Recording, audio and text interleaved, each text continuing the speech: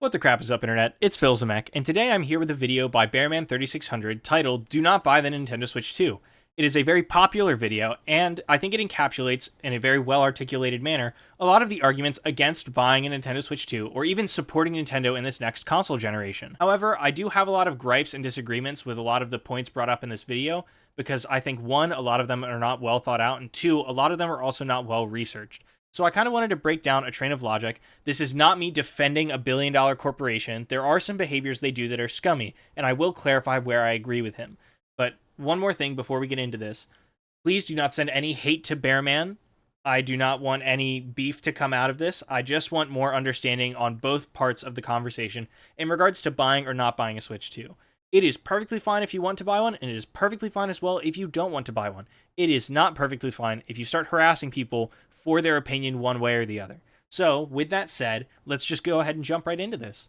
I don't need an intro for this. Nintendo is an awful company. They have truly become the purest form of cancer in this entire industry, and here's why. Charging $80 for a video game isn't just ridiculous, but it's dangerous. It's setting a precedent for games to cost more and more sooner and sooner. It couldn't possibly be any more anti-consumer. Nobody gives this company enough credit for how scummy they actually are and have been for years. So immediately I do want to bring something up. This isn't a point necessarily against Bearman specifically, but something I see discussed a lot online, and especially within people I know in my life, who really disagree with the $80 price point of Mario Kart World. I disagree with the $80 price point of Mario Kart World.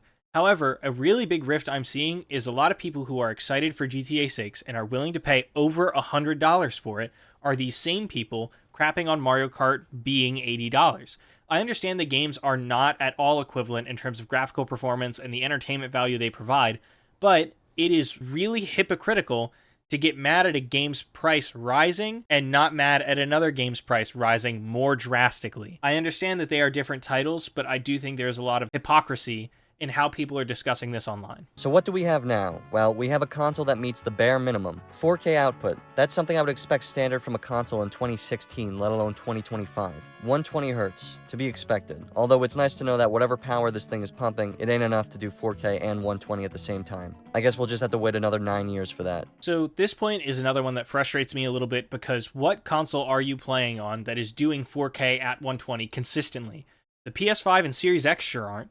And I don't expect a Nintendo Switch 2 to do that as well. I mean, looking at PCs, the most affordable way to get a 4K output at 120 is to spend at least $3,000 minimum, and that's not even for consistency. Modern consoles just aren't capable of that, especially handheld consoles. It's just not something to expect reasonably as a consumer. I am all for holding Nintendo, Sony, and Microsoft to a high standard because they are supposed to be the cutting-edge leaders of the industry. However, I don't see Nintendo not matching that. But what about those accessories? Of course, we now have built-in game chat being accessible through the C button. With the new Switch 2 camera, you can stream your greasy face to all your loser friends over in Louisiana. But of course, a Nintendo Switch Online membership is required.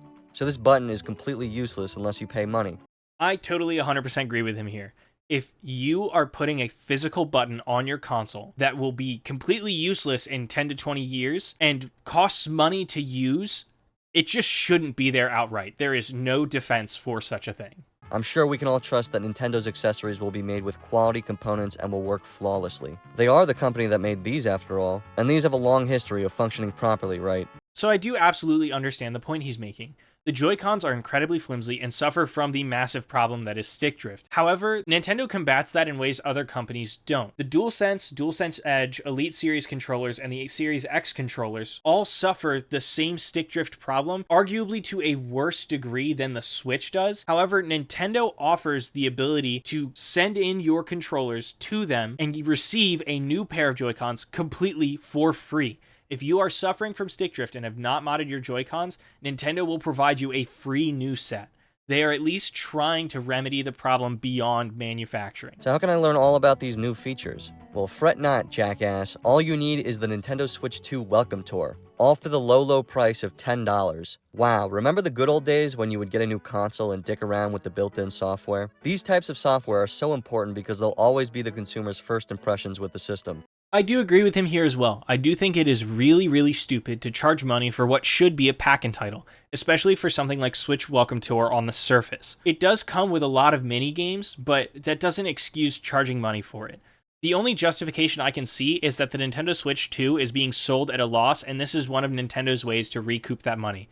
However, even still, that is a very flawed argument because most of the money is coming through their subscription service for online and the video games they produce. Now we have game sharing, which is a nice addition, but of course it's nothing new. You've been able to play local multiplayer games by streaming your game to a friend's console on PlayStation for years now. This being an option on Switch is nice, and it even works locally, but even then, they act as if it's new. It's not even new for them. You can share your game locally to others with just one copy of the game.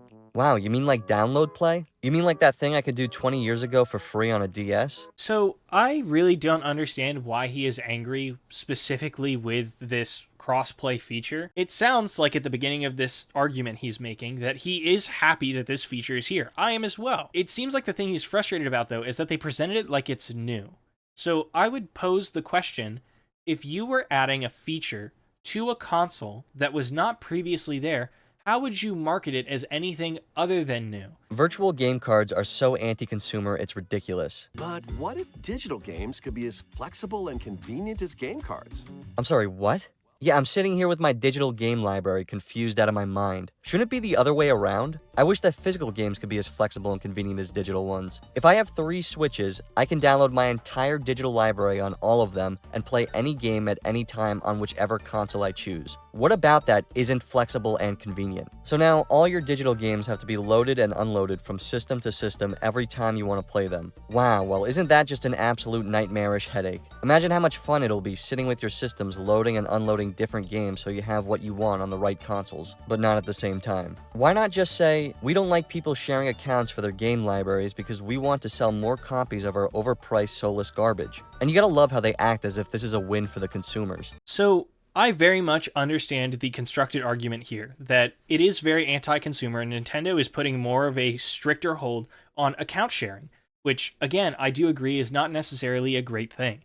However, you have completely missed the point of what the convenience they're advertising is, especially from Nintendo's point of view. The convenience they're offering is the sharing of physical media. I mean, PlayStation made an ad so many years ago mocking Xbox's game share feature because of how easy it is to hand somebody a physical game to share it with them and let them play it for as long as they want to. With these digital game cards, you're able to do the same thing without risking banning your account. You bring up account sharing as a viable way to share downloaded games. And it is a method to do so, but not a method condoned by Nintendo. Do I think it should be? Nah, sort of. I understand why they don't, though, as a business. The frustration comes from when I share my account with somebody to give them access to my entire digital library, I cannot play my Switch at the same time as them playing the game. It's not even if I give them the account and they play Breath of the Wild, I can't log into my Switch and play Breath of the Wild. I just flat out can't log into my Switch and play any game without risking the account getting banned and both of us losing access to the title. These digital game cards prevent a solution to that problem that is friendly for both the consumer and Nintendo, providing a much easier way to share these digital games. It is all about convenience. That on the way, we have even more great news. Digital key cards. For select Switch 2 games, the cartridge will only hold the license for the game. If you want to actually play it, you have to download it with an internet connection. What in God's name is going on anymore? I've seen people try to defend this, saying that most people are spreading misinformation, but there is nothing to argue with. This is directly from Nintendo's website. Game key cards are different from regular game cards because they don't contain the full game data. Instead, the game key card is your quote-unquote key to downloading the full game to your system via the internet. Not DLC, not partial data, the entire full game. The game itself isn't included on the game key card. If you want to claim that this is just this generation's way of selling game cases with a download code inside, you are wrong. This is a code for a game that is staying on my console. This is a physical game card with a license on it that is the only way I am allowed to access my downloaded game. But this way, you can share digital games. Wow, so like a physical game, except there's nothing in this. That is the scenario that people are trying to defend. The scenario that Nintendo has given themselves and developers the option to have control over the license of not only your digital games, but now your physical games too. Truly incredible. Nothing is yours anymore. So there is absolutely a lot more to be said on digital game keycards. I do agree that it is terrible for physical media to have this. It absolutely hinders the longevity of these games, and requiring internet to download anything with a game is frustrating, especially somebody who collects and cares about physical media and preserving it. However, I do very much understand why this is a thing. With the Nintendo Switch 2, there are only two game keycard options, a 64GB card and a 1GB card, that card being the game keycard. It is much cheaper for third-party manufacturers to put their games onto the system without having to cram it either within 64GB or cramming a budget to allot for a 64GB cartridge manufacturing process. It is cheaper from other parties, I do understand that and disagree with it.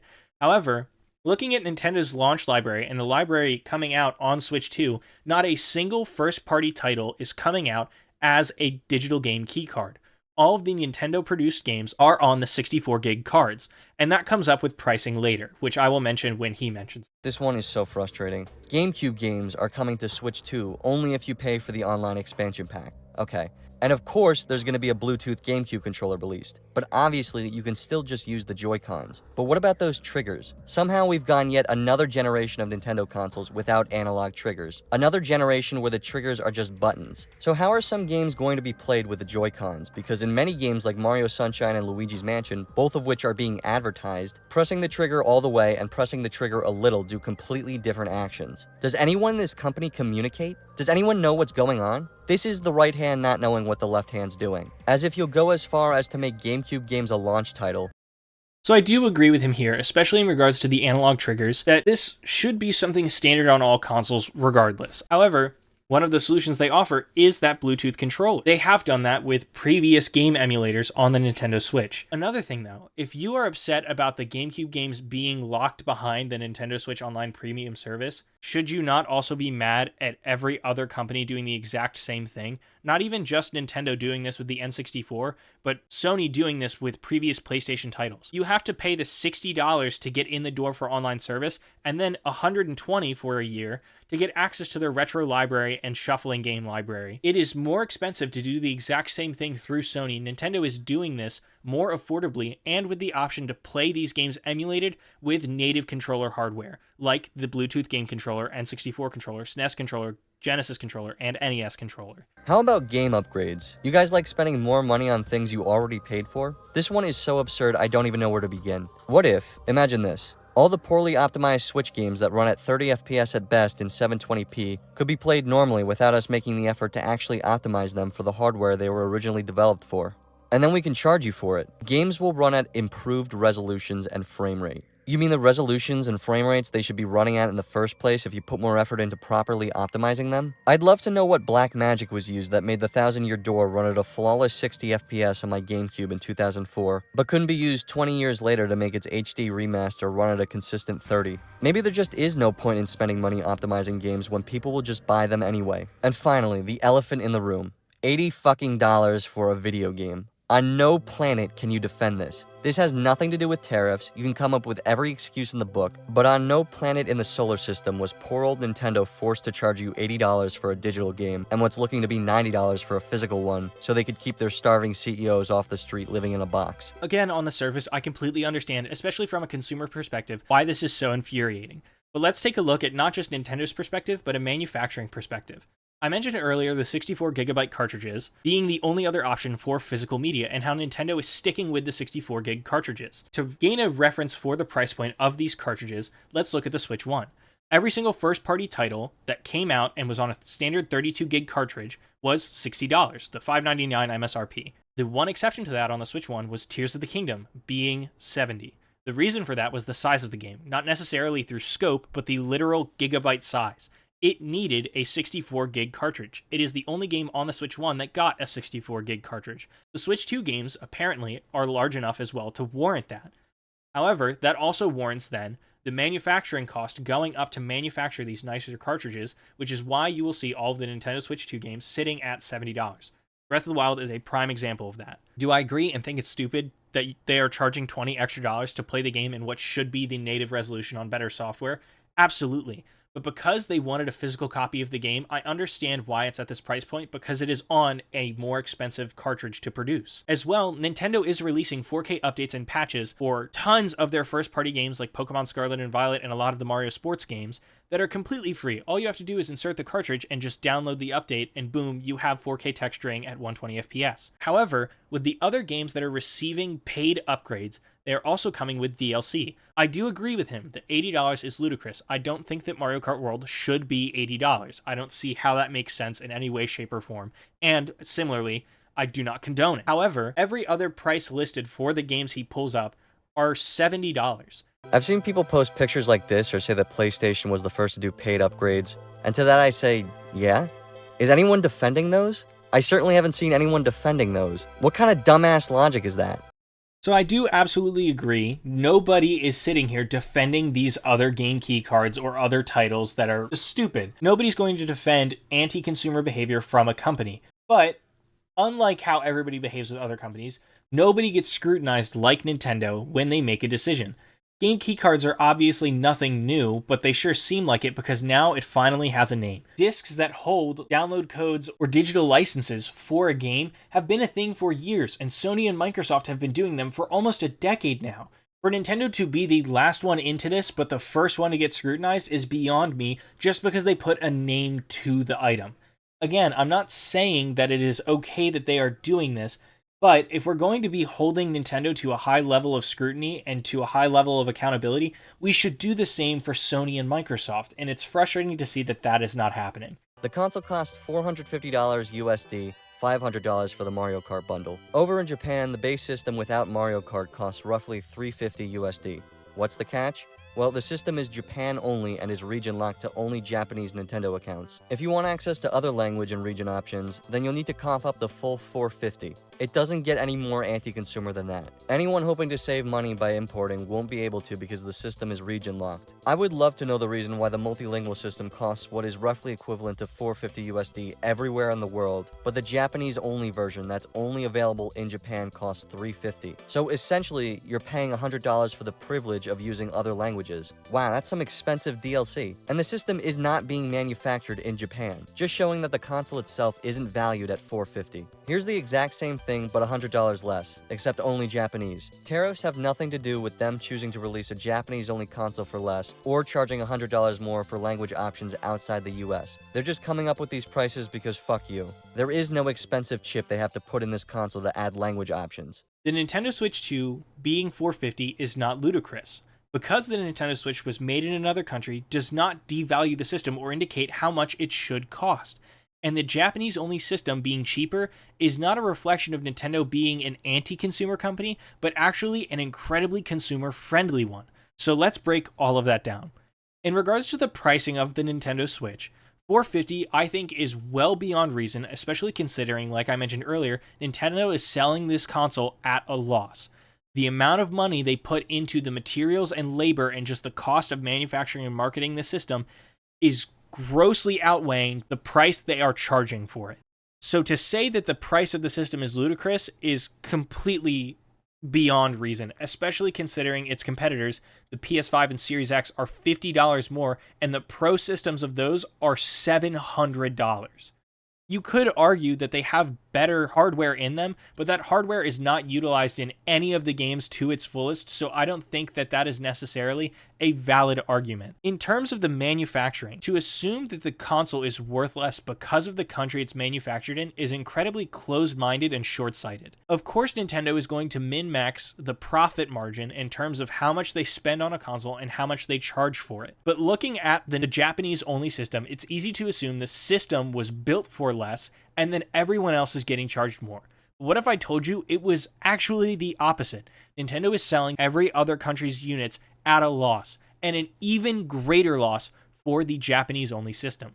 There is no magical $100 chip that translates languages for you. However, looking at the country Nintendo is based in, Japan's economy has been slowly declining for just over a decade now, and the value of the yen has been plummeting. Nintendo is such a powerhouse in their country's economy that they are consulted by politicians regularly and hold such a massive sway in the economic future of that country. They have lowered the price of their system they were already losing money on so much so that the people around them could afford the system more easily. That is the most consumer-friendly thing I think I have ever seen a company like Nintendo do. For how litigious and anti-consumer they can and often are, this is such a breath of fresh air, and it shows that they do have some semblance of care in the business side for their consumers. I think Nintendo produces wonderful games, and I am so beyond excited to buy the Switch 2 and to finally play some of my favorite games in 4K and have new titles I've been anticipating for years. But the main point of this whole video is that it is a-okay for me to think that, and it is a-okay for Bear to have his opinions. I think all of his stances are completely justified and have logical backing. If you do not see the perceived value in the system matching the value of the dollar in your pocket, don't buy it. Like he said, vote with your dollar. But if the system and the games it has are well worth the money, you would rather have that than the money in your pocket, buy it. And there is no shame in that. Vote with your dollar and have a good experience. And you shouldn't make fun of anybody for having an opposite position from yours. I think it is a-okay for him to have his, and I think he should be okay with me having mine.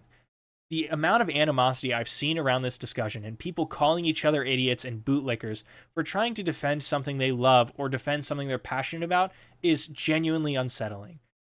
Consider the person on the other side of the screen and where they're coming from. They really care about video games. All of us do. None of us want to pay more for video games, and all of us want good, well-rounded experiences with these games and to stop supporting these massive anti-consumer corporations. But at the same time, we still love these things and want to play them. If somebody is upset with the way Nintendo is handling things, let them be upset and hear them out on their grievances. And if somebody is overjoyed about the Nintendo Switch 2, let them be overjoyed and be happy for them. There are other ways to play video games. So with that massive rant out of the way and my dog barking in the background, I think I'll sign things off. Thank you so much for watching, and please go show Bear some love. He has put out a video on Minecraft on the 3DS that I absolutely adored. It was incredibly funny and very well put together, and, in my opinion, unlike this video, very well researched. So if you could go show him some love, subscribe, and talk about things in his comment section, I would really, really appreciate it.